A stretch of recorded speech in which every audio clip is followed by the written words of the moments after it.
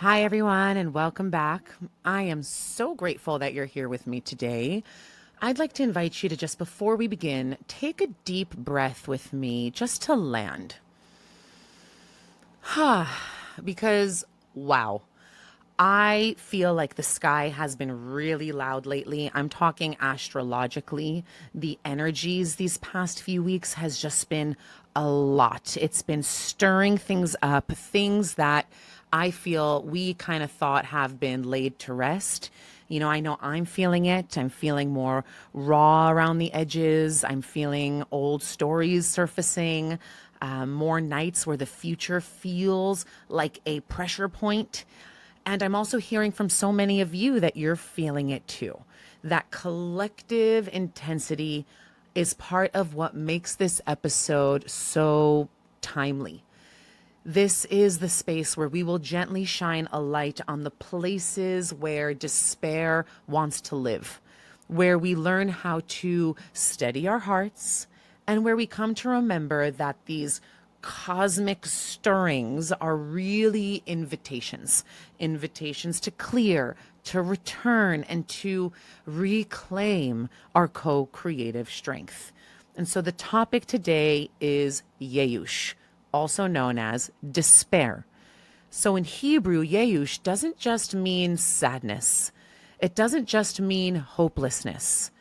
Yehush is a soul level despair. It's that inner spiral where your mind begins projecting worst case scenarios into the future, right? It's the sensation that the walls are closing in and that the story you're telling yourself about your life has become so heavy that it blocks the light itself. And so if you've been feeling the feels, the heaviness, the chaos, the challenges, the ache of not knowing how it's all going to work out, then I want you to hear this. There is meaning here. Nothing that rises to the surface does so by accident. The intensity that you're walking through is not here to break you. It's here to awaken you. So this episode is about finding the golden thread inside of the mess, about discovering how even despair, Yehush, can become the raw material needed for your ultimate transformation. And when you shift your relationship to what you're experiencing, you stop being a victim of the storm and you become the sacred alchemist of it. You learn how to take the pain, the pressure, the unknown, and transmute it into clarity and strength, right? Because at the root of every challenge, there's an invitation to return to your essence, to reclaim your trust, to remember that you are not small, powerless, or forgotten, but rather you are a creator and you are a partner with the divine in creation. And when you remember that, despair just loses its grip. So let's get into it.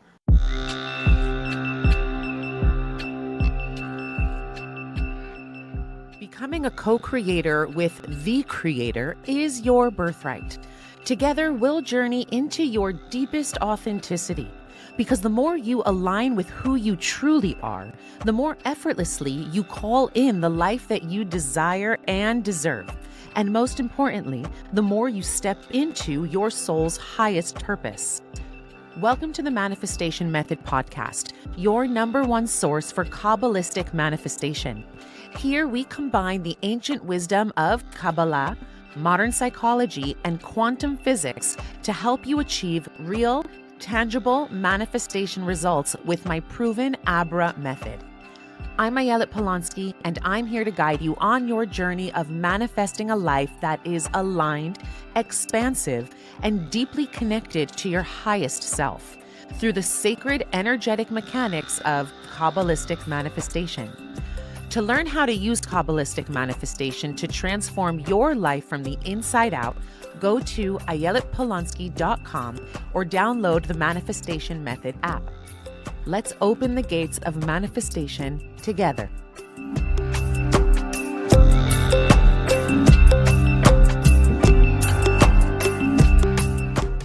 Okay, so I'll be honest. I've had moments where I've caught myself there, right? In the thick of the despair, thoughts arise like, what if this doesn't work out?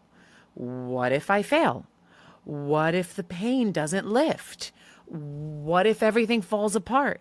Or what if things only get worse?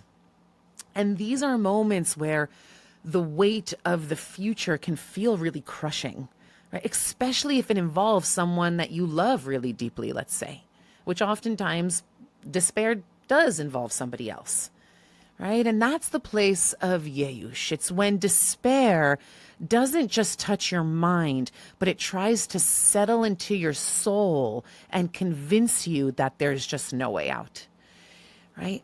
But then I remember, or I remind myself, and really here is the medicine, both for you and for me, that from a Kabbalistic perspective, despair is not just a bad feeling. It is a spiritual posture, we'll call it, that shuts a door, right? The soul's relationship with the divine is like an open channel. And when we open that channel, blessing flows. But when we close it, the flow gets interrupted. And so despair is one place where we actively put a hand over that channel and tell ourselves, there is nothing more to receive here. And by doing this, we mistake our limited view of what's here right now for the total story. And despair is forbidden. Why is it forbidden? Not out of moralism, but because the cosmos, we'll call it, the hidden creative intelligence that the mystics call God, the Ein Sof, the great mystery, is not bound to our small expectations. Kabbalah teaches that divine providence, hashgacha pratis, often works through concealment, through what looks like a delay or a rupture, precisely so that the soul will grow and refine and remember. And to despair is to declare that we have exhausted possibility. It means that we refuse the very teacher that is trying to lead us back towards greater wholeness. And so this is the medicine. It's remembering that God is always capable of orchestrating outcomes that really exceed our comprehension. And that is a really important point to digest, right? What feels or seems final is often just like a detour or a hinge. A closed door can be the place where the hinge is actually shifting. It's a secret passage built on the other side. And so when we hold to despair, we're actually missing the subtle rearrangements, the synchronistic meetings, the inner alchemies, the small failures that actually become larger mercies. And that can turn our stories upside down in ways that we could never have imagined. And so what this looks like in practice, right? So that this knowing becomes felt, not just intellectual, right? Is I tell myself, and I feel these words in my body. I say to myself in moments of despair, I say, I release the claim that this moment is all there is. I open my hands and my heart. I trust what I do not yet see, and I allow the great mystery to surprise me. The key here is allowing God to surprise you, right? And so I sometimes will also make this or turn this into a ritual, right? Because the subconscious really latches on to these concepts in the form of ritual. And so I'll light a small candle, or I'll touch the earth, right? Or I'll name one thing that aches and one tiny thing that I'm grateful for. And then I'll let the gratitude be the crack through which the possibility returns. Right? Or I'll just simply whisper to myself over and over again on repeat, Ein od milvado, Ein od milvado, which means there is nothing else but the divine. Right? And I let this be a line that really resonates, less dogma and more a scaffolding that builds trust between me and my creator. right? And then I reframe my narrative because despair wants us to believe that this is all there is and this is all there ever will be. It becomes this kind of like dead end. And so reframing here becomes really important, right? And so when you notice the worm that wants to come in and tell you it's over or I failed, reframe it as this is an unfinished sentence. Right? You know, Kabbalah loves unfinished sentences. You know, they keep the will alive and they actually invite what I call divine punctuation, right? It's not a period, it's a comma or a dot, dot, dot, right? And this is where Rebbe Nachman of Breslov, one of the great sages of our tradition, brings in another layer of medicine, right? He famously taught that it's a mitzvah gdola liot besimcha tamid, meaning it is a great and sacred commandment to be in joy always. And why? Why is that so important? Because joy, from a manifestation perspective and a Kabbalistic perspective, is the vessel that can actually hold divine light. It's a frequency, it's an energy. That energy of joy keeps the door open for blessings, right? It draws down blessing into form, right? But also, let's be honest, right? Rebbe Nachman, if you know his story, he was no stranger to pain or despair himself. No, he knew the depth of human suffering. He knew it in his body, he knew it in his spirit, in his family life. And his teaching was not to spiritually bypass what is or to kind of put a Band-Aid over, like a Band-Aid called joy over the wound. No, he offered a profoundly embodied, almost a somatic practice. He would say or teach to designate a small window of time in the morning, maybe 5, 10, 15 minutes, right? Where you allow yourself to fully feel the heaviness, the grief, the rage, the ache, right? I am no stranger to bypassing. I go into the fire, right? And then to breathe into it, to move with it, to dance, to cry, to scream, to let the body discharge the stored weight. That is of the utmost importance, right? And then once that container of feeling is complete, the invitation he shared is to shift, right? To tell yourself, I have touched the darkness, I have honored it, and now I return to joy. For the rest of the day, the practice is to actively seek out sparks of joy, to do things that bring you pleasure, to laugh, to sing, to dance, to write down what you're grateful for, to delight in the simple details of life, right? So this is not pretending and it's not denial. It's a spiritual discipline. It's training the soul to be an instrument that vibrates with possibility rather than shutting down into despair. And in modern language, what Rabbi Nachman actually gave us is a really powerful somatic map for resilience. It's the embodiment of grief in a bounded, contained, intentional way, right?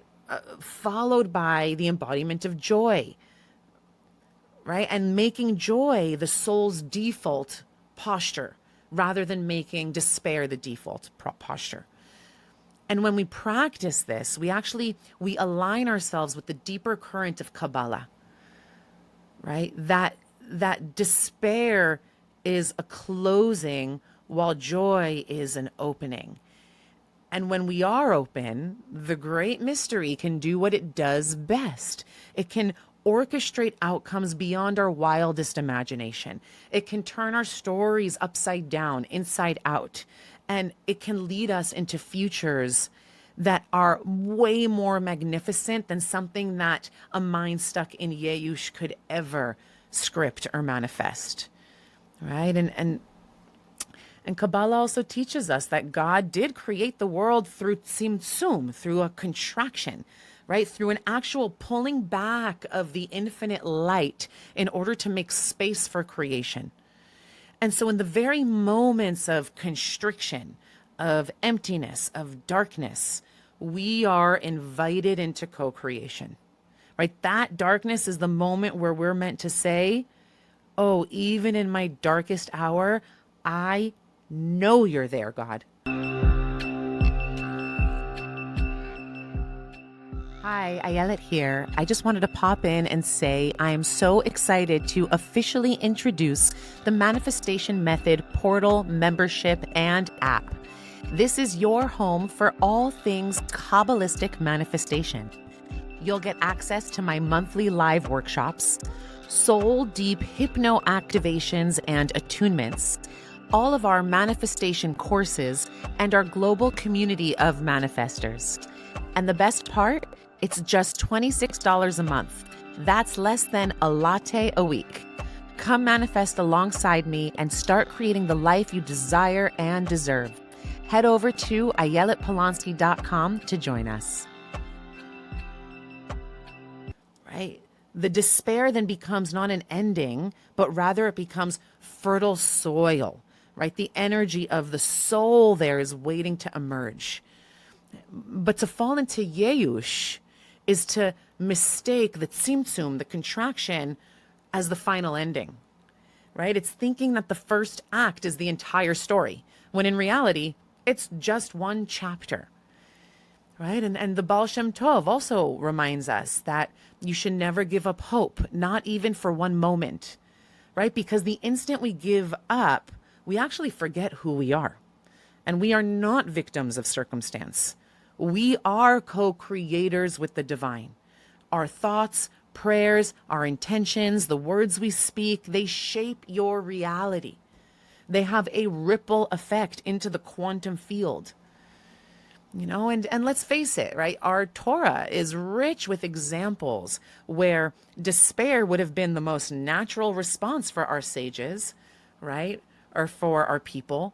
And yet divine orchestration brought redemption instead, right? We see this with the Exodus from Egypt when the Israelites were trapped between the sea and Pharaoh's army, right? Despair would have been the logical thing to feel, right? But then Moses lifted his staff and the sea split and impossible became possible. And God's timing was perfect, right? The miraculous unfolded exactly the way it needed to. Right? We also see this, I mean, the stories are endless, but just to name a few, right? We see this with Sarah and Abraham, right? Sarah was barren. You know, she was past childbearing age, past the age where any woman today would say, I can have a child, right? And every human calculation said, you have no hope, right? And yet, even then, Yitzchak was born. And then the lineage of Israel and who we are today and the potential for redemption came from that seed that actually looked impossible, from that darkness. Right? And then we have the story of Yosef, who was, I mean, he was betrayed and abandoned and sold into slavery and imprisoned unfairly or unjustly. Right? Yosef had every reason for despair. Right? And yet, for him, each setback was exactly the doorway into his destiny. Right? He became Egypt's savior. Right? And he preserved countless lives as a result. And now these stories are not just historical about people back then that have nothing to do with us. No, they are literally encoded. I mean, these are our great-great-great-grandmothers and grandfathers. These are our ancestors. And so their stories are encoded into our spiritual DNA. They exist inside of you and inside of me. And so the capacity for transformation, the truth that there is always good waiting for us on the other side. The footsteps of our sages teach us that Yehush is never, ever final. God always has another card to play, right? Often in ways that our minds could never even anticipate. Right? And this is precisely the reason we must refuse to go into despair today. Because let's face it, it is so easy to feel overwhelmed. I mean, just look at the news, look at the uncertainty in the world, look at the wars, look at the collective chaos, our personal trials, you know, look at just the amount of couples who can't seem to get along, and look at the baseless hatred between friends and people. Oh, it's insane. You just have to laugh because it's so crazy. And yet, like, what if all of this is just a wake-up call? What if it's a divine alarm bell reminding us that you are stronger than you think, and you are more resilient than you know, and you are a co-creator on a cellular level, not just a passive spectator? And what if this is telling us or reminding us that you are being tested so that you can rise to the fullness of your potential? Because as much as you can't see it right now, God really does believe in you that much. Right? And so, Rabbi Nachman also teaches something really radical and for me so deeply comforting. He says that before the Creator performs a miracle for someone, he often first calls upon hard times. So the challenge, the contraction, the descent, this is not random and it's not cruelty. It's just preparation. And the extent of the struggle is often proportional to the magnitude of the miracle that is coming your way. So I like to think of it like this, right? Before the dawn breaks, the night feels darkest, or before birth, the labor pains intensify, or before a seed can grow, it actually must first crack open underground in the dark. And so in Kabbalah, this is called Yerida letzorech aliyah, the descent for the sake of ascent. So what feels like collapse is often the necessary ground for an even greater rising, right? I think of it like the phoenix rising, right? I've had so many like breakthrough experiences where like my own phoenix rising experience, and that leveling up could have only happened as a result of the Yerida letzorech aliyah, the descent for the sake of ascent. Okay, and so Rabbi Nachman is actually telling us to stay strong, stay faithful. Don't give up in the hallway between the closing of one door and the opening of another, right? The difficulty itself is a signpost. It is evidence that something is already shifting in the unseen realms. It is only a test, right? Not to shame you or to break you, but to build the spiritual vessel that can actually hold the miracle when it arrives. And really, the greater the light, the stronger the container must be. And so often your container, your vessel, is being recalibrated in the fire of what feels like hardship. But every moment you endure it with trust, every time you choose hope instead of despair, you're actually weaving a vessel strong enough to receive the blessing. You are expanding your vessel so that more light can come in.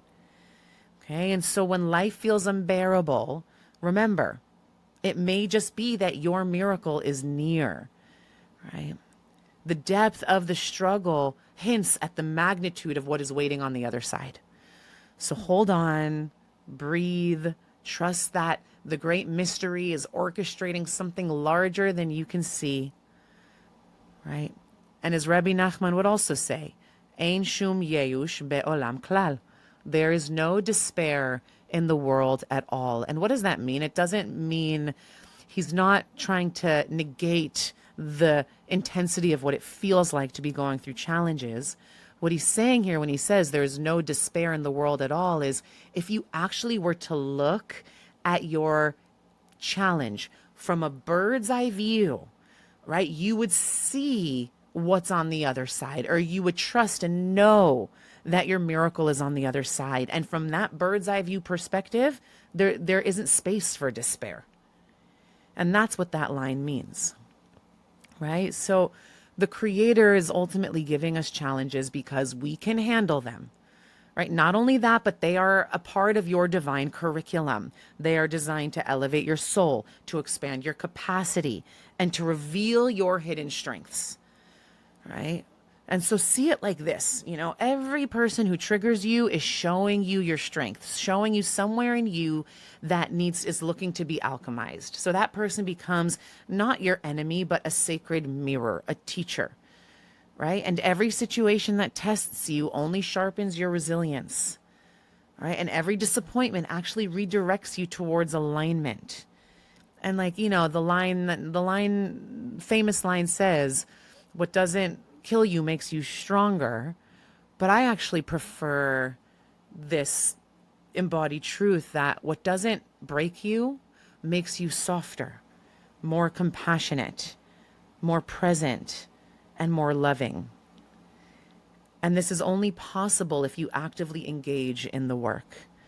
And so what is the work? It's to shift from that narrative that despair is trying to convince you of, which is this is the end, and to shift into faith, which whispers, this is the beginning. This is the opening of who you are becoming. And this is really what it means to be an alchemist, to take the raw, uncomfortable feelings that come with heartache and struggle and turn that energy into faith, into trust. And so every constriction, every impossible moment is actually a divine opportunity, a chance to transform hopelessness into creativity, despair into awakening, fear into faith.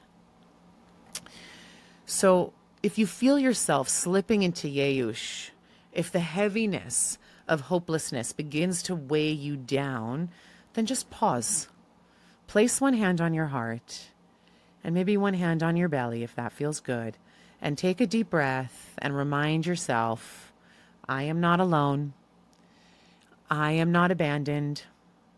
God is listening. I am being guided. My thoughts, my prayers, my intentions, they matter.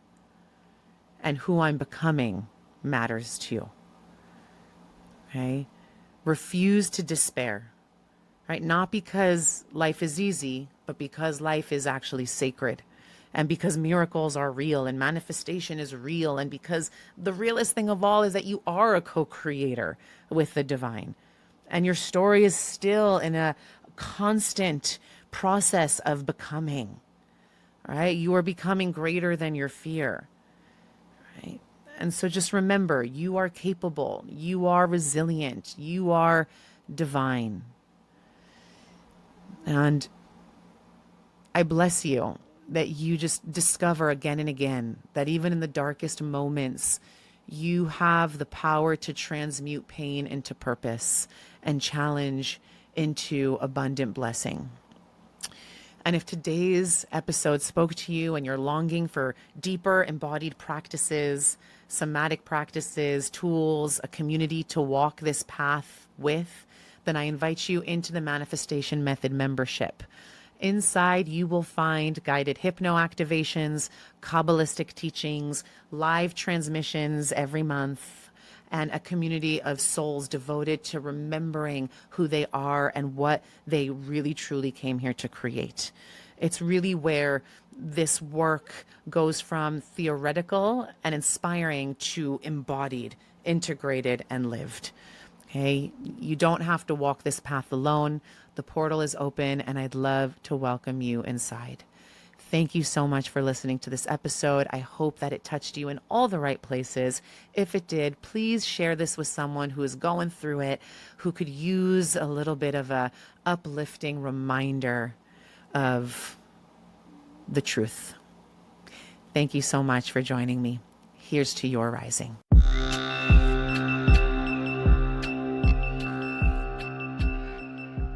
Enjoyed this episode, let's keep the conversation going inside the Manifestation Method Portal app, your #1 destination for Kabbalistic manifestation. Inside, you'll unlock the secrets of manifestation through my proven Abra method, rooted in Kabbalah, psychology, and quantum physics, designed to help you manifest real, tangible results from the inside out. Join our global community of manifestors, explore our signature courses, monthly live manifestation workshops with me, Ayelet, and access our transformational hypno activations and attunements to rewire limiting beliefs and align with your soul's purpose. The app is available now on the Apple App Store and Google Play. To sign up, head over to ayeletpolonsky.com. Becoming a co-creator with the Creator is your birthright. Let's manifest the life you desire and deserve together.